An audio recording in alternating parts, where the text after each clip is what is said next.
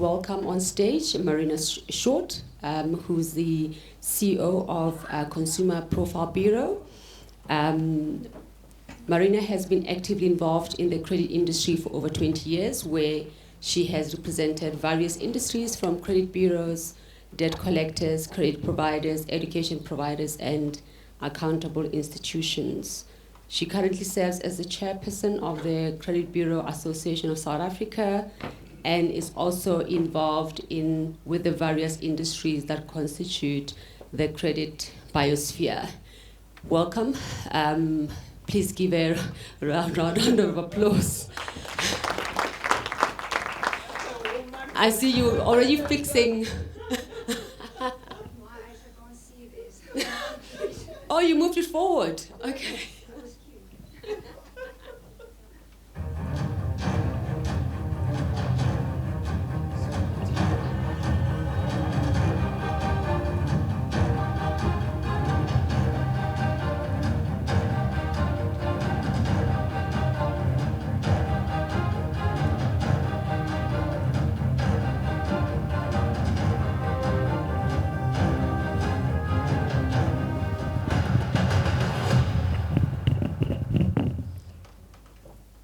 I think you can play it again if you want to.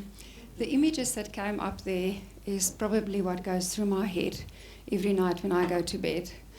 It's a tax on the data. So I think as a credit bureau, it's important to understand that we been given the data from the consumers through the credit providers, and it's our responsibility to keep it safe, but to also to provide insights and solutions to the market that will make sure that we give deserving individuals credit, and we try and get financial inclusions on the rest. So just as an intro. So who of you got up Sunday morning very early to watch the Driekers fight?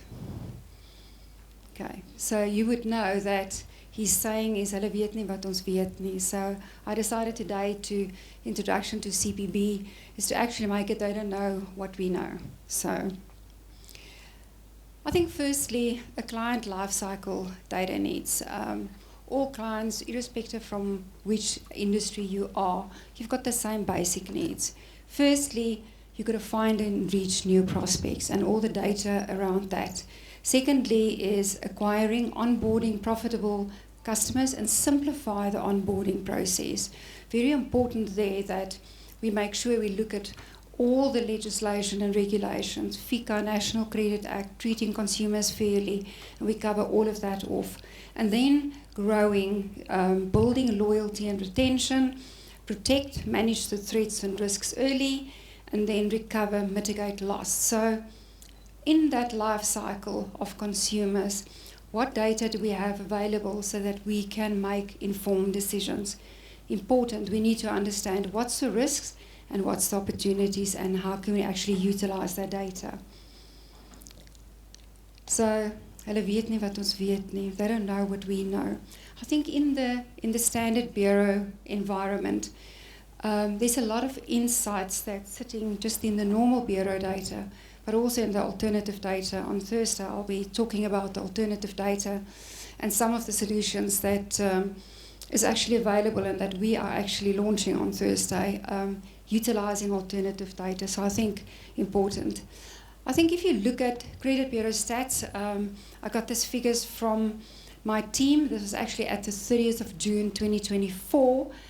This is utilizing a new format, so it looks a little bit different than what we normally report on, but I thought it's important to just share this data and what am I actually seeing in there. The total credit records in a credit bureau, 57 million, male, female, almost the same, deceased about 12 million, and the total number of living individuals about 44 million, which gives us credit active individuals about 22.8 million. This is consumers that has a credit record. It doesn't mean they're currently credit active on certain products, but they've got a credit record.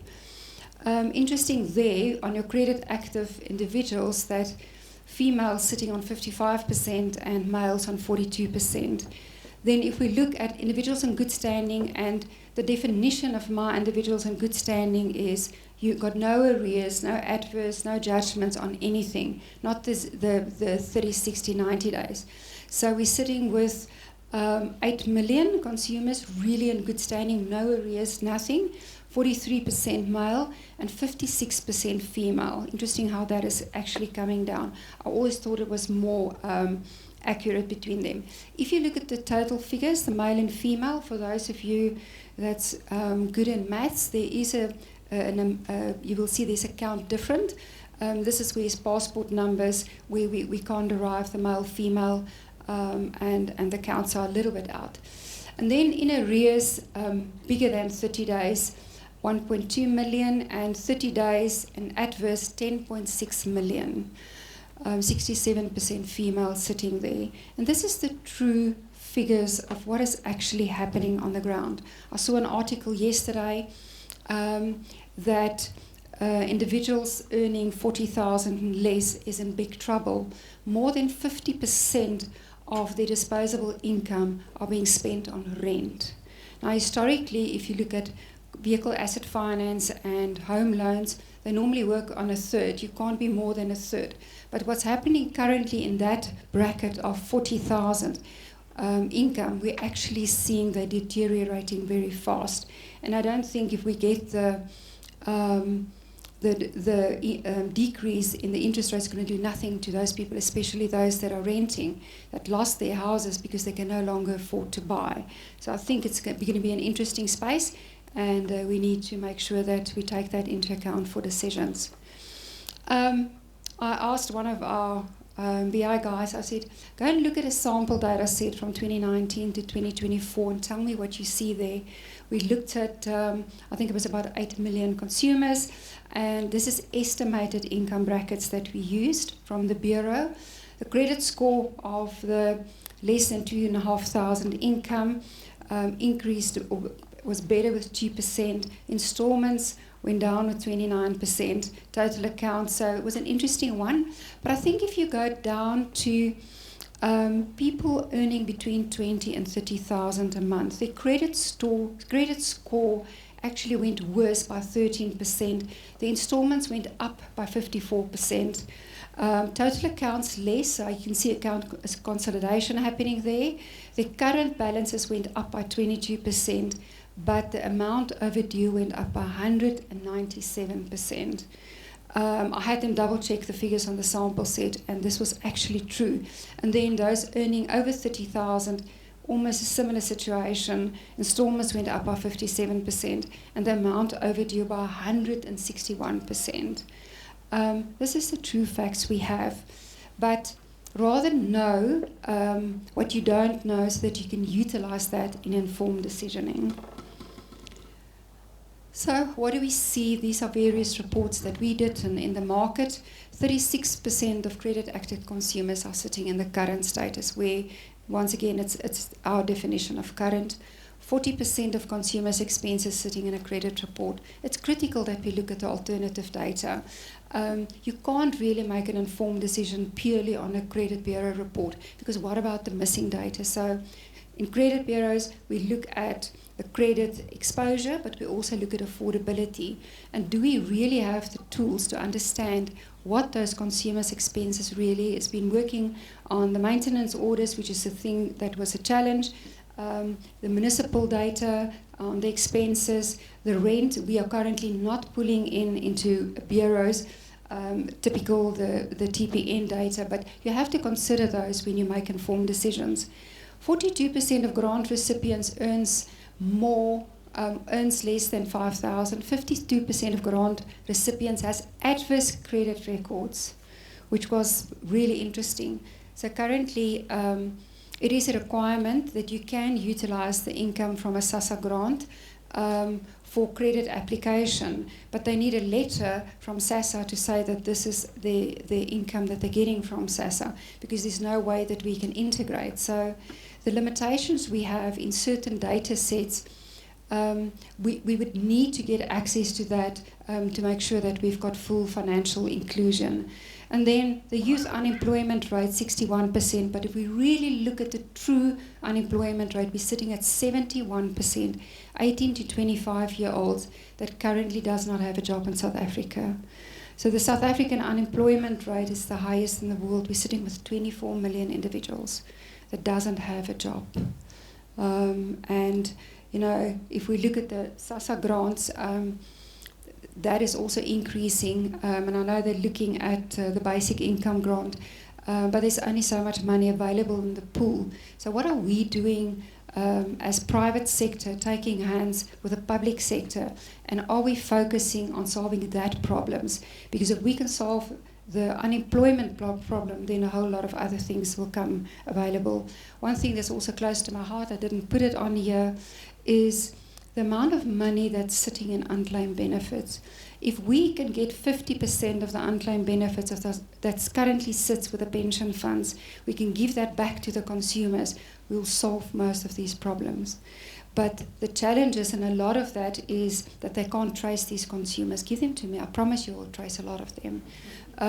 But they're earning money by this money, the unclaimed benefits sitting in their bank accounts.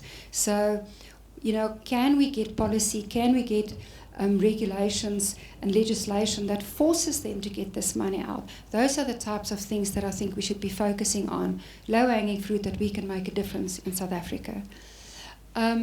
It's very important that we need complete data for informed decisions. Like I said, about 40% of expenses currently sits in a bureau. Can we focus on the alternative data sets that can make that to 70 or 80% where we can make informed decisions? Income is difficult to verify. You need to get a payslip, and we all know that payslips are very easy to just have a PDF creator. We've seen that on Carte Blanche, the Nigerians sitting at night actually creating these things. So what can we do? Work with the Department of Labour. How can we actually verify income? The regulatory requirements, like I said, and the cost of onboarding is very high. If we look at the FICA Act, and we've been seeing that the FIC regulator are having challenges getting the accountable institutions, number one, to register, and number two, to comply with AML and KYC things. And it's similar to the microlenders. Microlenders is a credit provider that's an accountable institution. So not only do they need to check credit records, to be able to check a credit record, they need to submit data, and also they need to check for anti-money laundering checks. Those are expensive checks. So how can we make sure that we assist in bringing solutions? And I know we've had the tech sprint, but how do we bring these solutions so that they're actually enabled to do these checks that they have to check? Maintenance order, income and expenses, and the project is quite far down the line, but we need to bring that in. It's an income and an expense, and the National Credit Act is very clear that you have to check if there is a maintenance order. And then I think triple P's for public sector data. I'm a big, we had Prof. Eldred Jordan from SAPL here earlier today, which is the official government preferred supplier for these things. So we are working closely with them to see if we can get that done. I think just quickly on CPB, for those of you that don't know us, we've got 3 credit bureaus. Tupang, I think we're currently sitting on 54, 55 credit bureaus in South Africa. I think the most in the world, of which 6 is payment profile, the 6 major bureaus. Then we've got niche bureaus, and we've got reseller bureaus. So a lot of people are saying they're a registered credit bureau with the National Credit Regulator, but they're actually just a reseller. So it's interesting how that dynamic is working. But in our portfolio, Crosscheck is a local central government bureau. We do a lot of work with the municipalities, and Medical Credit Watch Close user group for the medical fraternity. We've got the analytics platform, and then our bureau support center for those of you that don't know us. Who are we? 100% locally owned credit bureau, proudly female-headed, level 1, the second oldest credit bureau in South Africa, been operating since 1981. We are a South African bureau that understands South African problems, and we actually create South African solutions for that. Full digital onboarding and driving sovereign identity. 100% agree with the comments earlier. The data belongs to the data subject. Once it comes into our environment, we are actually enabled to utilize that data and give products specifically to the market. But very important, and that's why I started with the video that I started with, make sure that whoever you are utilizing, or if you are planning to utilize that, that is a compliant framework from which solutions are built, and not in a bright idea and how we fit that into a regulated or legislative environment. So I think that's very important. And that's my story. I'll talk to you again on Thursday.